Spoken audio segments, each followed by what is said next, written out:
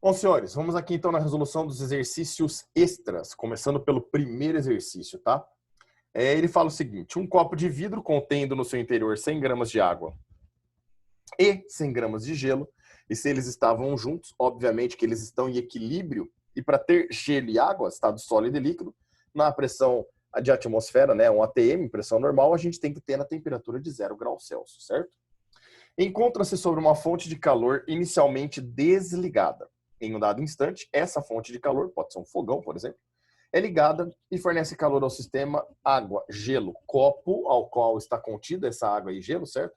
A uma taxa de, olha que interessante, 20 calorias por segundo. Só preciso achar achei o meu mouse aqui. 20 calorias por segundo. Considere que a pressão atmosférica é equivalente a um ATM, que o sistema água-gelo-copo encontra-se inicialmente em equilíbrio térmico e despreze as demais interações do sistema com o ambiente. Dados: calor específico da água, 1 caloria por grama grau Celsius. Calor latente de fusão do gelo, 80 calorias por grama.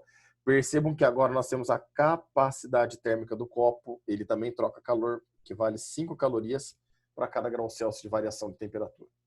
Com base nos dados das informações anteriores, responda no item A. É possível saber em qual temperatura o sistema água-gelo-copo se encontra antes da fonte de calor ser ligada? Com certeza, né? É muito simples. Se nós temos essa situação aqui, ó, gelo mais água, ou seja, água no estado sólido e água no estado líquido, com certeza a temperatura de equilíbrio tem que ser 0 graus Celsius para ter as duas substâncias ao mesmo tempo. E isso, obviamente, entendendo que a pressão atmosférica vale 1 atm. Tranquilo? Não, mas a pressão interfere? Interfere, porém, isso são cenas do próximo capítulo, no caso da aula 4 para nós. Belezinha? No item B. No item B, ele quer o seguinte: qual o tempo gasto para que o sistema água, gelo e copo atinja a temperatura de 40 graus Celsius? Bom, olha que bacana. O cara deu um dado importante para nós, que ele fala aqui que a fonte de calor, ó, lá em cima no texto, fornece 20 calorias a cada segundo. Então dá para fazer uma regrinha de 3 aqui, não dá?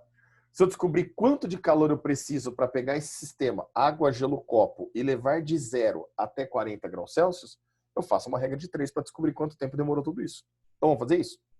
Eu vou calcular aqui a quantidade de calor total que o meu sistema precisou. Ou seja, é o quanto de calor precisou para o gelo derreter. Então, percebo que aqui eu tenho uma mudança de estado físico, certo? Porque o gelo está no estado sólido ainda.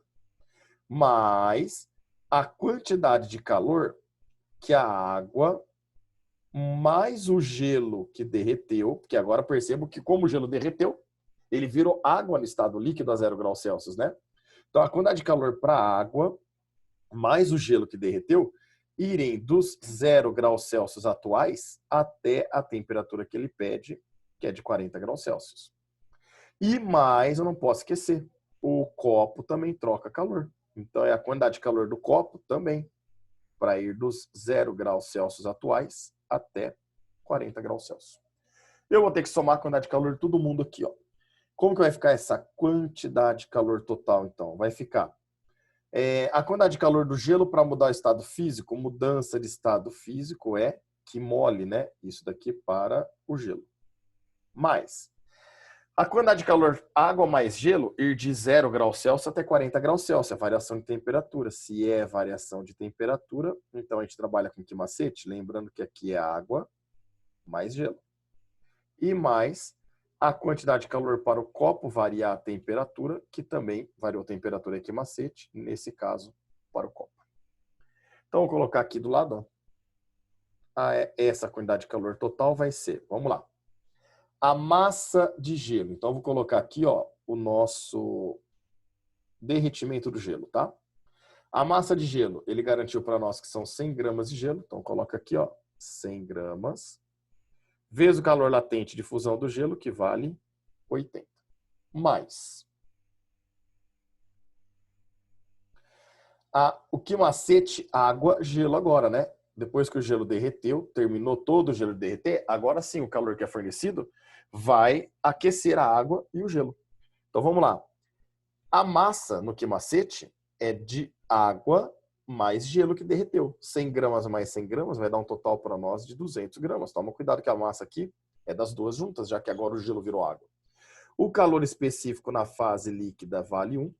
E a variação de temperatura, ó, eles vão de 0 até 40 graus Celsius. Então, eles estão variando 40 graus Celsius positivo. Belezinha? Mais a quantidade de calor para variar a temperatura do copo. Isso aqui eu vou colocar na cor preta mesmo, só que tem um cuidado. Olha só. Qual é a massa do copo? Não deu. Qual é o calor específico do copo? Também não deu. O que ele deu foi capacidade térmica. Mas eu chamei a atenção de vocês. Falei que assim é difícil aparecer.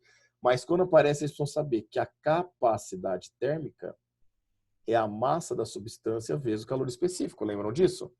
Isso significa que nós vamos poder trocar esse minho e esse Czinho pelo Czão do copo. Que ele deu, né?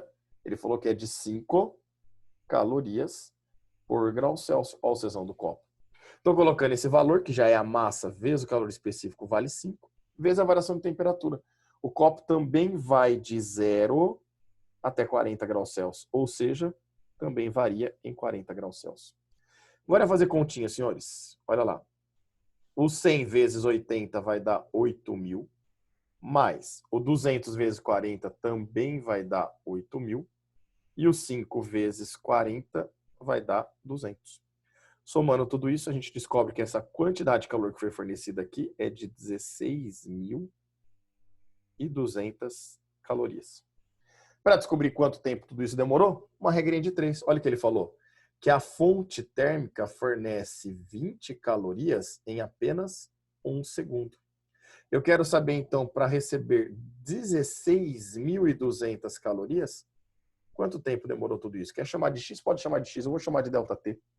Multiplicando em cruz, então, aqui, ó, nós vamos ficar 20 vezes o ΔT é igual a 16.200 vezes 1.